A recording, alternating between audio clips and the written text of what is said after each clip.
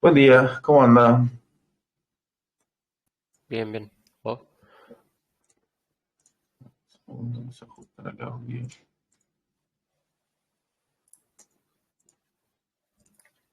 Ahí está, mucho mejor. Se escucha bien, ¿no? Sí, sí, yo escucho bien. Perfecto. Bueno, vamos a empezar. Hola Lenny, hola Trulo. ¿Cómo andan tanto tiempo? Se dilató un poquito la cosa, la verdad, pero Sí, bueno, ¿qué va a hacer? suele pasar. Bien, espero que hayan seguido practicando y estudiando por su cuenta. Algunas novedades, bueno, estoy subiendo los videos del curso de Introducción a la Programación a YouTube de a poco. Es un proceso medio lento, pero bueno, algún día terminaremos. Son bastantes, la verdad que no me había dado cuenta de la cantidad de clases que habíamos tenido y todos los temas que habíamos tocado. Eh, Trato de, en lo posible, subirlo como están, en crudo, pero en algunos casos voy a tener que editar porque quedaron como bastantes gaps, digamos, en algunos videos cuando ustedes estaban practicando y demás. Así que bueno, eso los voy a tener que acortar todo ese timing. Bien, introducción a JavaScript. Vamos a empezar a ver este lenguaje de programación que en lo personal es el que amo. Es un lenguaje bastante criticado, honestamente. Eh, Supongo más que nada que es criticado por la gente quizás que tanto no lo domina. Eso es lo que me ha pasado, ¿no? Con el tiempo, darme cuenta de que la gente que más lo criticaba es la gente que por ahí no lo entendía del todo y estaba muy acostumbrado a otro tipo de cuestiones. Por lo general, como yo siempre digo, no hay lenguajes buenos ni malos. Hay lenguajes que tienen un propósito puntual. Ese propósito, por lo general, eh, nada, tiene que resolver nuestros problemas. JavaScript es un lenguaje bastante particular que se escapa a los conceptos que quizás hemos aprendido hasta ahora. Mm, yo una vez les dije, todos los lenguajes tienen sus reglas de la naturaleza, es decir, sus leyes. Bueno, JavaScript tiene sus propias reglas de la naturaleza, son bastante particulares, pero a la vez son bastante simples. Es decir, si realmente aplicamos el tecnicismo dentro del lenguaje, lo que nos vamos a encontrar es que es un lenguaje muy bonito, muy fácil de entender, pero, como digo y repito, si dominamos las reglas de la naturaleza del lenguaje, es una cosa, para lo cual el lenguaje técnico se vuelve fundamental. Ahora, si no dominamos esas reglas, siempre va a ser inviable comprenderlo porque tiene características que ahora vamos a ir conociendo. Vamos a empezar con el tema de las reglas de la naturaleza, pero antes que nada tenemos que recordar que todo lo que estamos haciendo lo vamos practicando y lo vamos consultando y usamos ChatGPT.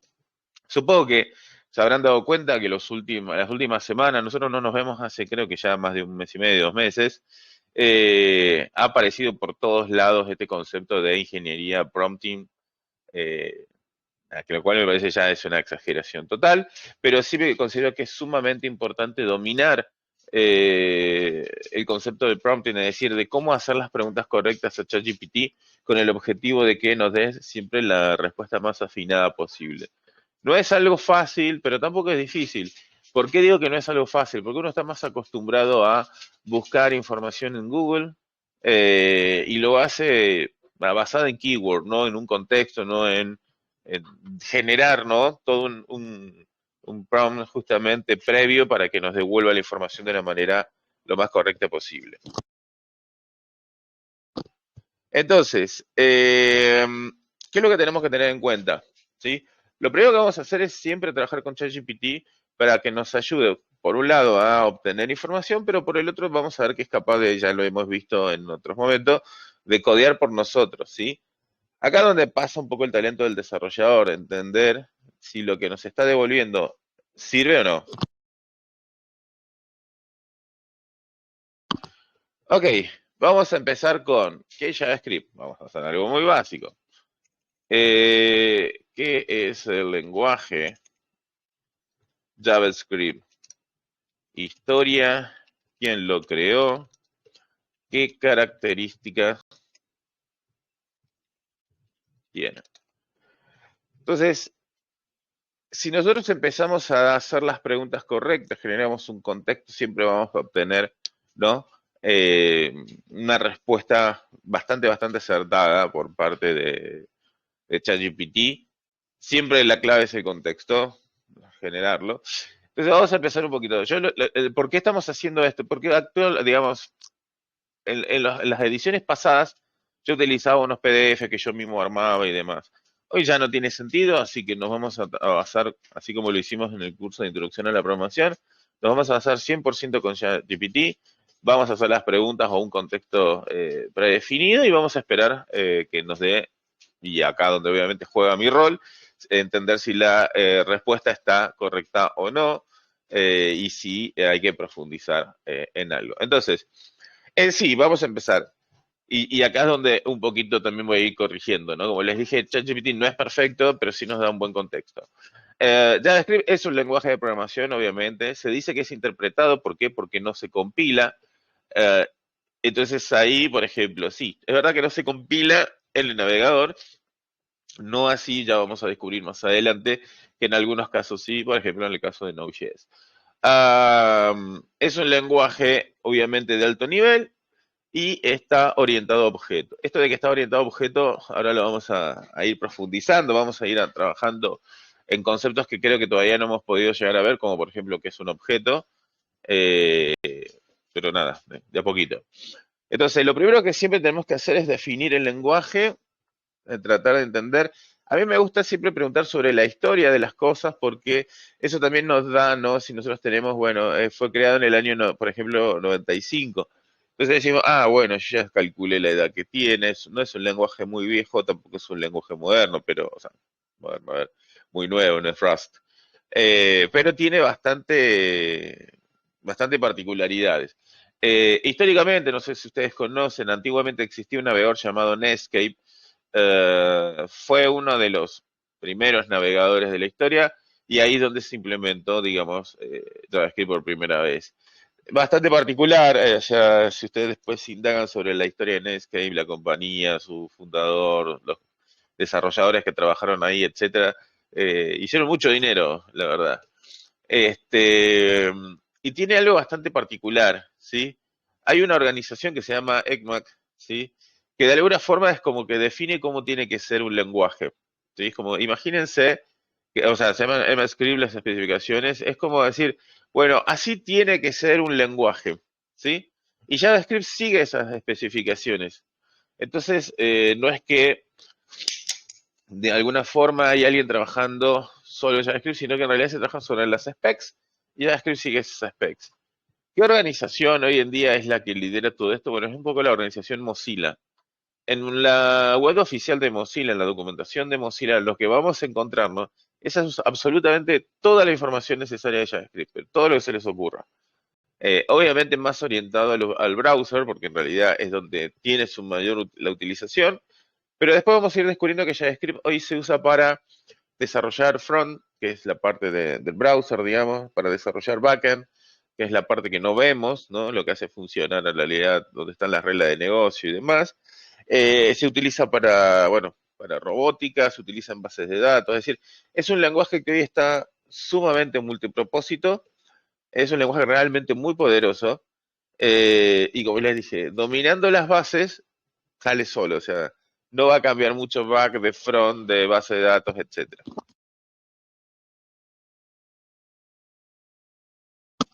Bien, acá nos va a dar algunas características, por ejemplo, pero como les dije, está como muy orientado a el browser, por ejemplo. Obviamente que es interpretado significa que no va a ser compilado, hay un motor que lo interpreta, está 100% orientado a objeto. De hecho, una de las reglas de, o sea, de la naturaleza del lenguaje JavaScript es que todo es un objeto, absolutamente todo. Y ya después vamos a tratar de meternos y profundizar en ese concepto, porque si lo dominamos, van a ver que ya tienen como el 50% del lenguaje ya ganado. Es dinámico, ¿qué significa? Que no es un lenguaje fuertemente tipado, es decir, ¿se acuerdan cuando nosotros preveíamos en C? Definíamos, bueno, que esto va a ser una variable del tipo entero, del tipo char, del tipo array de char para armar un string, es decir, definíamos el tipo de dato. Eso es un lenguaje obviamente fuertemente tipado. En JavaScript no, en JavaScript no hay tipados, hay tipos de datos, pero no hay tipado. Es decir, que una variable puede ir mutando el tipo de dato que va a almacenar. Es totalmente dinámica la variable, es decir, no se requiere declararle dimensiones, un tipo de dato, absolutamente nada. Lo hace un lenguaje ya, por ejemplo, esa característica atenta mucho contra la filosofía de la gente que hace Java, que Java y JavaScript no tienen nada que ver, son dos lenguajes distintos creados por dos empresas diferentes, nada que ver uno con el otro. Entonces, y es un error muy común confundir Java con JavaScript. No tiene nada que ver, no se parecen en nada.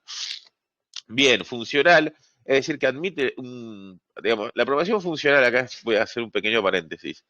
Eh, Mucha gente escuchó el término de programación funcional y nunca tuvo la suerte de trabajar con eso. Es básicamente un paradigma, ¿sí? JavaScript es un lenguaje multiparadigma, uno de esos paradigmas que permite, o sea, una de las formas de trabajar que tiene es por medio de la programación funcional, que básicamente son eh, trabajar con funciones, pero que donde solamente se admiten las comparaciones. Ya lo vamos a meter un poquito más en tema. Es multiplataforma, ¿qué significa eso? Que se ejecuta en muchísimos lugares, se ejecuta directamente en cualquier browser, todo browser soporta JavaScript, cada browser puede estar en Linux, Windows, Mac, soporta, bueno, gracias a Node podemos utilizarlo también en Linux, en Windows, en Mac. Lo podemos utilizar por ejemplo, hoy en Arduino, o sea, son transpiladores, pero que el lenguaje en realidad es processing, pero tenemos transpilación, es decir, podemos usar JavaScript para hacer aplicaciones para celulares nativas, tanto para Android como para iOS, a través de React Native. Es decir, tenemos todo un ecosistema gigante. Es decir, a través de Electron podemos escribir aplicaciones de escritorio. El lenguaje es siempre el mismo, cambia un poquito la tecnología y nos permite hacer absolutamente de todo. Manipulación del DOM, ¿qué es esto?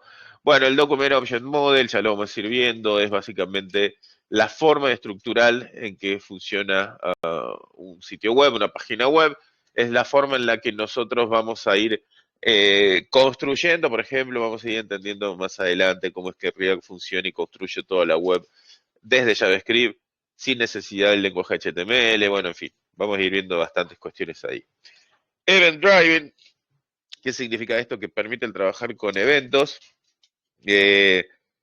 Toda la programación en JavaScript actualmente está basada en eventos. Después vamos a entender un poco qué es esto de los eventos, pero tengan en cuenta que es simplemente algo pasó y porque algo pasó voy a ejecutar un poco de código. Vamos a resumirlo ahí.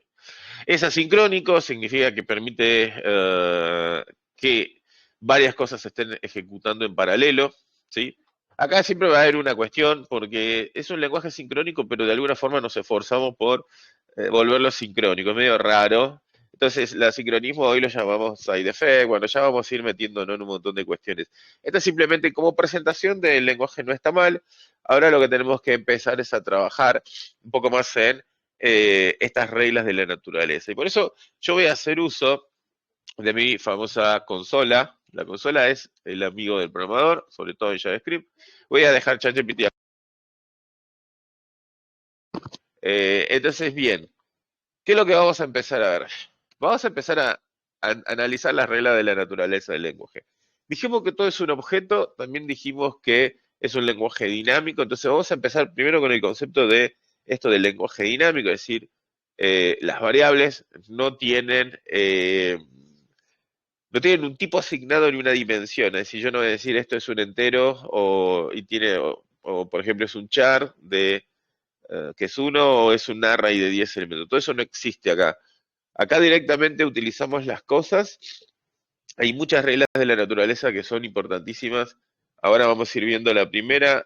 Vamos a definir una variable JavaScript. Para eso utilizamos la palabra reservada var por ahora. Vamos a definir a igual a. Y fíjense, lo que hago es defino que a es igual a un string. ¿Sí? Ya sabemos que es un string, tiene las comillas dobles, etcétera. No le definí no le definí tipo de dato, directamente dije que A es igual a algo. Cuando yo escribo A y presiono Enter en la consola, fíjense que la consola tiene este símbolo de redirección hacia la derecha, se lo llama.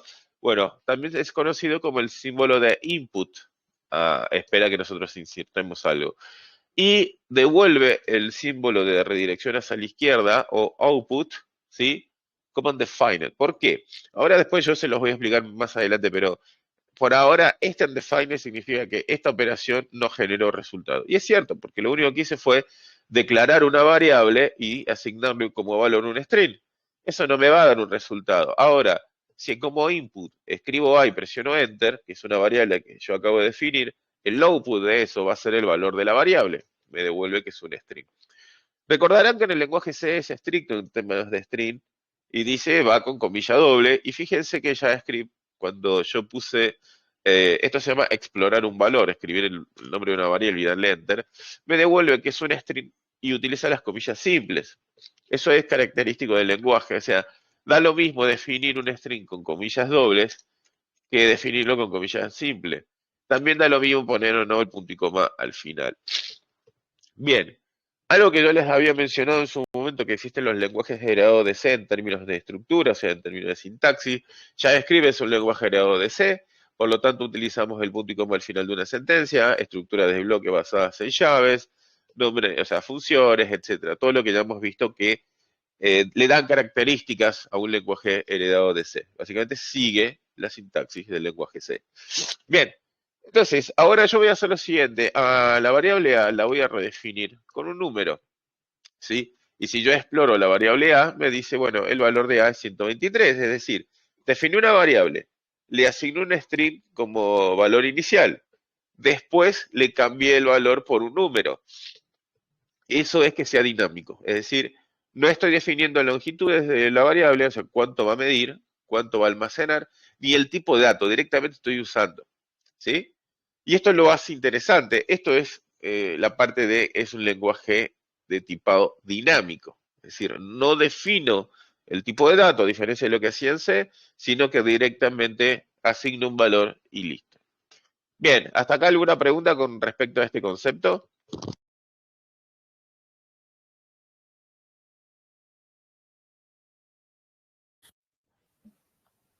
No, yo por mí no. Ok, bien.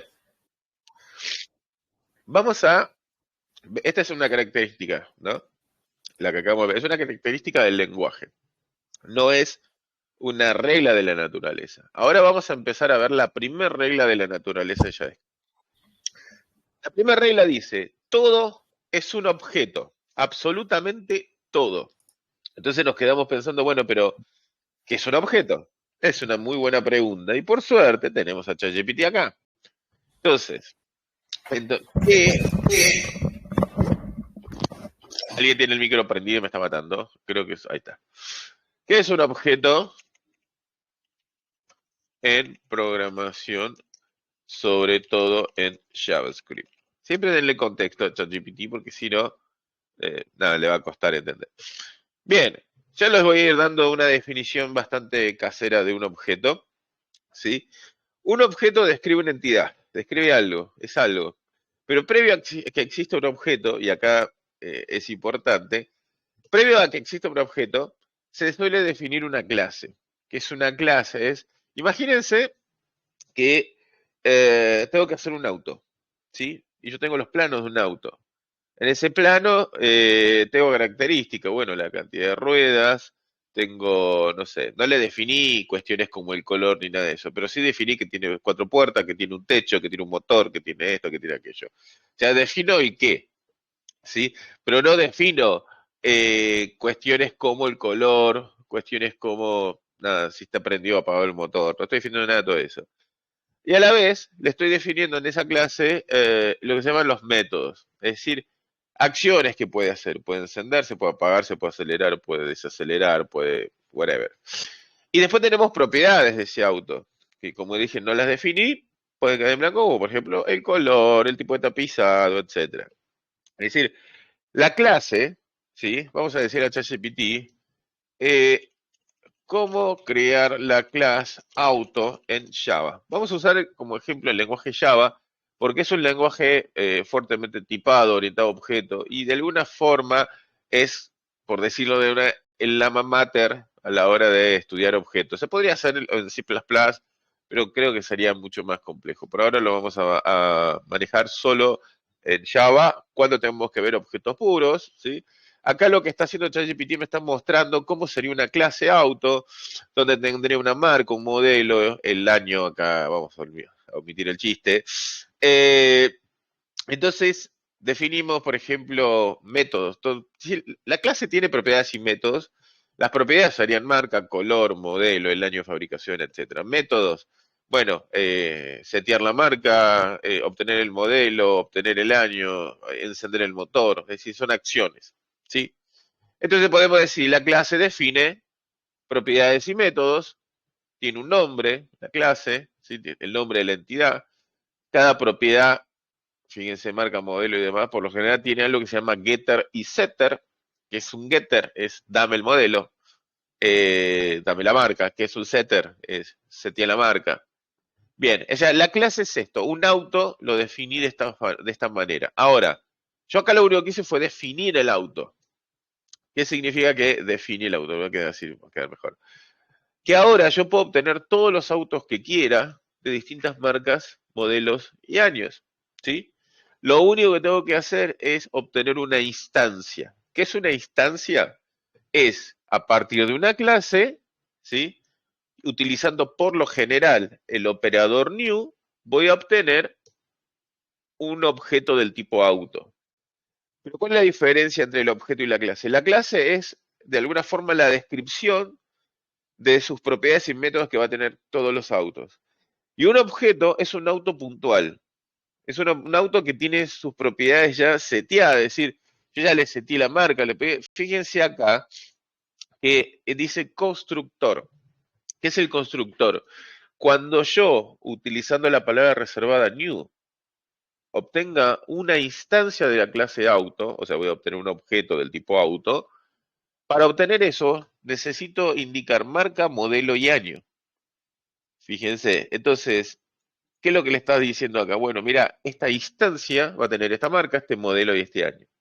Yo puedo tener infinitas instancias de la clase auto, es decir, infinitos objetos del tipo auto, cada uno con su propia identidad, ¿sí? Bien, entonces, ¿qué pasó acá? Yo estoy obteniendo un objeto instanciando una clase que ya existe, porque ya la definí previamente. Bien, eso es les diría, el 99% de los lenguajes orientados a objetos. Tiene sentido acá, justamente fíjense cómo me dice, mira, de la clase auto voy a definir la, entre comillas, variable, mi auto, que es igual a nuevo auto Toyota Corolla 2020. Entonces, esto se va a almacenar acá como un objeto del tipo auto, ¿sí? Y acá es importante esa definición, ¿no? O sea, obtengo un objeto instanciando una clase existente. Ahora en JavaScript tenemos algo bastante particular. No existe esto como tal. Es decir, no existe la instancia de una clase, porque de hecho no existen las clases. Y ustedes me van a decir, no, pero yo vi que existen las clases en JavaScript. Es fake, es mito, son nuevas y fueron creadas para que los desarrolladores de otros lenguajes no se sientan incómodos, se sientan más en casa, entre comillas, al ver una sintaxis muy parecida a la que ya están acostumbrados. Es decir, cuando venga un desarrollador de Java, mira esto y dice, ah, entiendo un poquito de lo que se trata porque me suena familiar la sintaxis, ¿sí? Ahora bien, la realidad es que en JavaScript esto no es así. ¿Cómo crear? Es más, vamos a hacer una cosa, JavaScript y acá donde viene, es un lenguaje orientado a prototipos, ¿sí? Si yo le pregunto, le hago un prompting como este, ejemplo, a ChatGPT, me va a empezar a hablar un poquito de qué son los prototipos y qué es el concepto y la diferencia entre un lenguaje orientado a objeto como Java, donde un objeto se obtiene instanciando una clase existente, pero en un lenguaje orientado a prototipos, un objeto se obtiene clonando uno ya existente. Y acá donde empieza, ¿no?, este concepto de las reglas de la naturaleza del lenguaje JavaScript. Porque acá estamos hablando de algo bastante particular. Dejemos que ChatGPT escriba y nos cuente toda su historia. Déjenme darles yo un ejemplo que me viene sirviendo hace muchos años. No sé si conocen la teoría del Big Bang, pero básicamente el universo nace de la explosión de algo muy pequeñito, básicamente como que explotó un átomo, y de ahí el universo está en constante expansión. Todos los elementos fueron creados de esa gran explosión, todas las galaxias, los sistemas solares, etcétera, etcétera, etcétera. Y eso es interesante porque significa que todo nace de lo mismo. El JavaScript es básicamente eso, es decir, hay un objeto, o sea, recordemos la definición, porque es una regla de la naturaleza. El JavaScript se obtiene un objeto clonando uno existente. Es como que todo nace de algo muy chiquitito. De hecho, es así, nace de un objeto llamado object, ¿sí? Ese object, valga la redundancia, porque recordemos una regla, en JavaScript todo es un objeto. ¿Qué significa? Que todo lo que usamos en JavaScript nació y fue clonado de un objeto existente. Bueno, pero tiene que haber un objeto padre para todo, porque si no puedo instanciar y lo que voy haciendo es clonar, ¿qué significa? Que de alguna forma existe como ese átomo, ese Big Bang. Hay una teoría en física que se llama los agujeros de gusano, que básicamente son portales que permiten ir de un lado al otro del universo, ¿no? Son, bueno, increíblemente pequeños, microscópicos y demás, pero la teoría establece que uno puede ir de un lado al otro del universo. Ella describe un poco esa teoría también es aplicable y existe. Y eso es gracias a los prototipos, ¿sí? Si nosotros piensen en esto, porque acá se va a empezar a complicar un poquito, pero si todo objeto nace clonando uno existente, existe un mecanismo por el cual yo puedo acceder a todos los objetos que existen en runtime. ¿Qué es el runtime? Cuando yo escribo código en JavaScript, es un lenguaje que obviamente interpretado, es decir, el browser lo interpreta y ejecuta las instrucciones. Mientras está ejecutando todo eso, eso está en memoria, hay algo que lo monitorea, en fin, hay todo el engine de JavaScript que se le disparó. Bueno, eso se llama runtime, mientras se está ejecutando nuestra aplicación. Bien, en el momento del runtime yo puedo acceder a cualquier cosa. Y eso lo vamos a ir descubriendo de a poco. Es un concepto un poco flash, pero nada, sé que lo vamos a poder dominar dentro de poquito. Algunas de las reglas no las podemos practicar de una, tenemos que ir de a poco, pero vamos a ir avanzando en pequeños ejemplitos. Entonces, repaso rápido, es dinámico, las variables asumen el valor que vos le digas con el tipo de datos, no tienen dimensiones, etcétera. Todo es un objeto, es un lenguaje orientado a prototipo, es decir, obtengo un objeto clonando uno existente. Otra regla de JavaScript, todo puede ser anónimo. Y ahí es donde quizás empieza a complicar la cosa. ¿Qué significa que todo puede ser anónimo? Bueno, imagínense esto. Si yo hago una cosa como esta, estoy definiendo un string, pero no lo asigné a una variable, no lo asigné a nada. Es decir, es un string anónimo que tiene un valor. Si yo mando esto a ejecutar, lo que hace JavaScript dice, ah, es un string, listo. Ya está, ahí quedó, no hizo más nada, no tenía propósito. Y acá donde va a aparecer un concepto que después vamos a ir metiéndonos más en el engine, obviamente, porque la idea es dominar JavaScript y después saltar a otras cuestiones. Pero hay algo que se llama el garbage collector, que también existe en Java, existen muchos lenguajes, ¿no? Es el colector de basura, ¿no? El recolectador de basura. Y esto es básicamente, como es un lenguaje dinámico, piensen que la memoria se está utilizando a gusto y piacere. Entonces, al definir esto en algún momento tocó la memoria y algo tuvo que ir a limpiarlo. Como acá no hay referencia, no tiene dimensión, no hay compilación, no hay una asignación de área de memoria previa, como todo eso que pasaba en el lenguaje C, acá no existe, algo tiene que limpiar la basura de la memoria. Bueno, hay un pequeño proceso constantemente limpiando basura. Entonces, como una de las reglas de la naturaleza del lenguaje es que todo puede ser anónimo, tenemos que entender que algo tiene que estar limpiando constantemente la basura. ¿Sí? Ahora bien, vamos a meternos en algo que más o menos ya habíamos visto, son los arrays, pero los habíamos visto en un lenguaje fuertemente tipado, donde yo tengo que definir el tipo de dato y la longitud de un array. Ahora, en JavaScript no es necesario, un array se define simplemente con los corchetes, ¿sí? Y voy a darles, hoy vamos a hablar sobre los arrays, los que nos quedan 10 minutitos, solamente para entender qué son, parece raro, pero es necesario.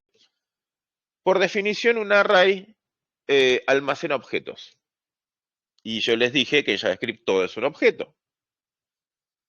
Se almacena y cada uno de esos objetos se separan por punto y coma, perdón, por coma.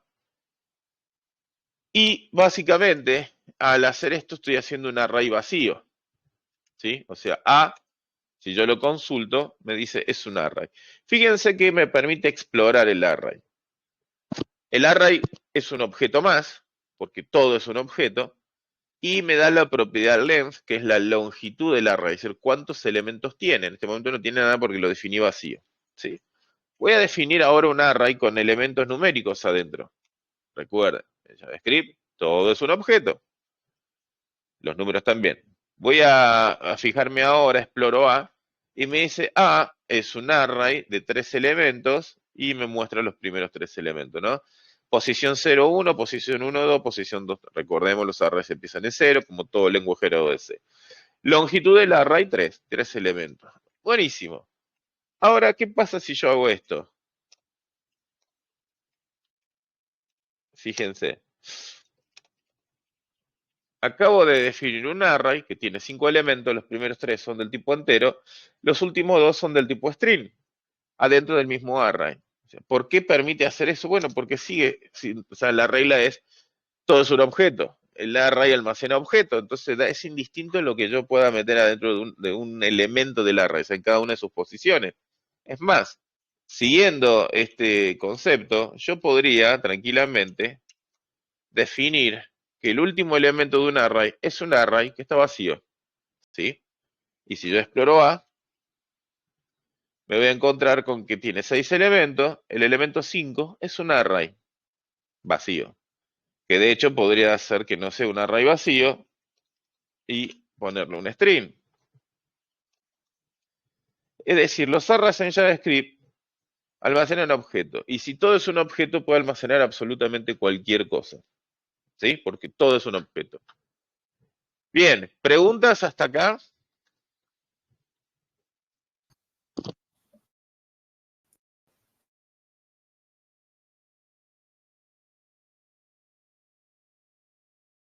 Ok. Bien, como toda regla de naturaleza, nada se escapa, es decir, yo puedo definir un array y este puede ser anónimo, ¿sí? Es decir, lo definí, pero no se lo asigné a nada. De hecho, el elemento de acá es un array anónimo también, porque no tiene nombre. Entonces, lo que a mí me permite esto es comprender que yo puedo definir que A, por ejemplo, es igual a un array vacío, y puedo decir que B es igual a un array que en su interior tiene A. Si yo exploro B, me dice que en su interior hay un array. En la posición 0 hay un array. Exploro eso y no tiene nada. Ok, parece ser complejo, pero en realidad es bastante fácil. Solo tengo que comprender estas reglas de la naturaleza. ¿Sí? Bien, dentro de las reglas de la naturaleza de los arrays, tenemos un montón de propiedades y métodos para jugar con ellos. Tenemos un montón de constructores de array. Tenemos conceptos como iteradores. Es bastante amplio el tema, pero lo primero que tenemos que hacer es comprender esta cuestión de, es dinámico. Almacena objetos. Puede ser anónimo como todo en JavaScript. Genial. Ahora vamos a ver una característica también de los arrays y es el acceso a una posición. Yo defino un array, por ejemplo. A igual a un array, ¿sí? Voy a usar un poco primero más de strings. ¿Por qué? Porque no quiero que genere la confusión de posición y valor. Ahí está. Un array simple, tiene 3 elementos. ¿Cómo accedo a un elemento? Por ejemplo, puedo acceder al elemento 0, es igual a elemento 1 o elemento 2. ¿Sí? De esa forma accedo a los elementos de un array, a las posiciones. ¿Qué pasa si accedo a una posición que no existe? Me va a decir undefined.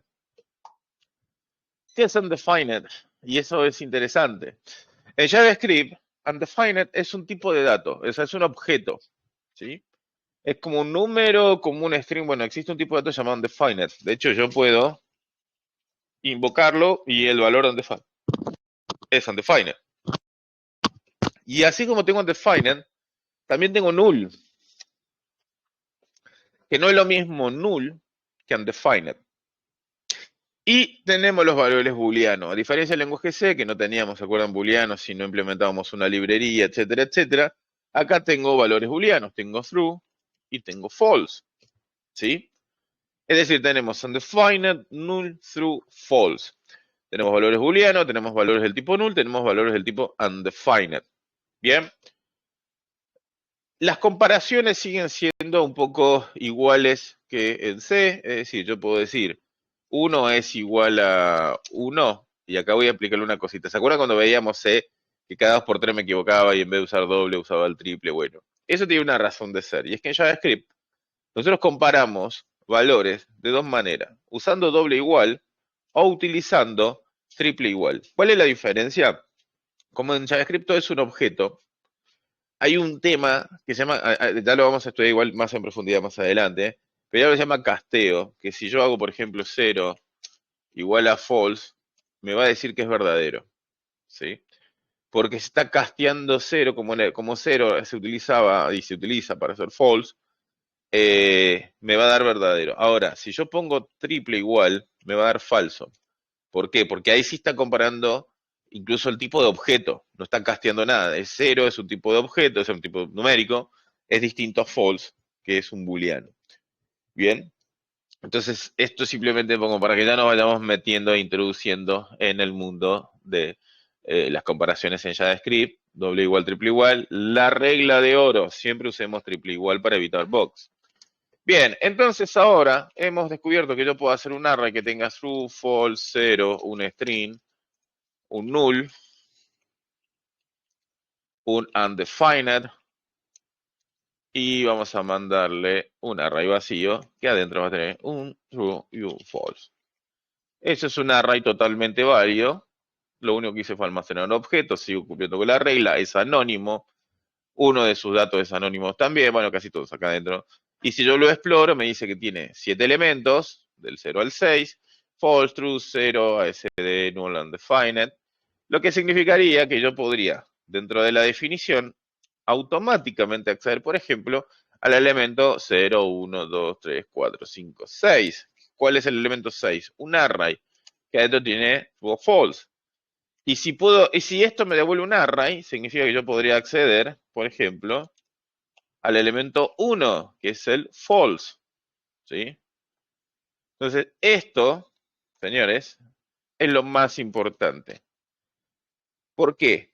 Porque acá empezamos en los array y en los objetos, después vamos a meternos mañana en el mundo de los objetos, empezamos a notar que aparece bastante de los conceptos que vimos en matemática, descomponiendo en términos para poder interpretar qué es lo que está ocurriendo.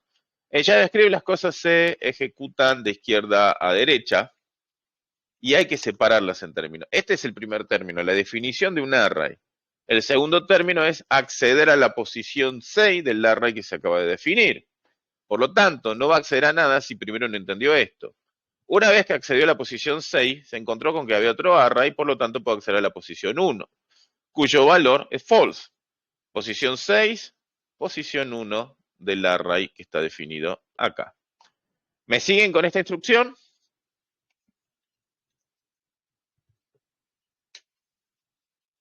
¿Se va entendiendo o no? Sí, yo algo me acuerdo de lo que ya había hecho. Excelente. Bien.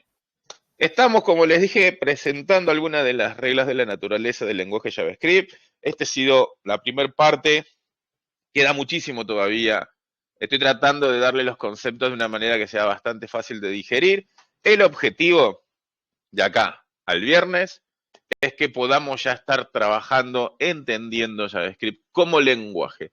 No vamos a ver DOM, no vamos a ver nada de todo eso. Vamos a ver el lenguaje en sí, lo vamos a dominar. Y una vez que dominamos el lenguaje, ahí sí va a ser fácil entender el DOM, después va a ser fácil entender, digamos, la parte de Node.js, React Native. Por acá, hasta acá ha sido todo, muchachos. Como siempre les digo, muchas gracias por estar. Voy a estar subiendo el video tanto al grupo como a YouTube. Tengo pendiente de subir los otros, pero este sí lo voy a subir hoy, así ya no se me va acumulando, como decimos, deuda técnica. ¿Ok? Cualquier duda ya saben, para eso está el canal de Telegram, preguntan ahí, preguntan en el channel y yo les voy a ir respondiendo y obviamente la idea es que entre ustedes también se empiecen a dar una mano. No va a haber tarea hoy, pero ya vamos a empezar voy a empezar a dejar tarea para que vayan investigando. Recuerden, ChatGPT es un mejor amigo, aprendan a hacer las preguntas correctas, denle contexto y van a poder resolver cualquier cosa. Hasta mañana.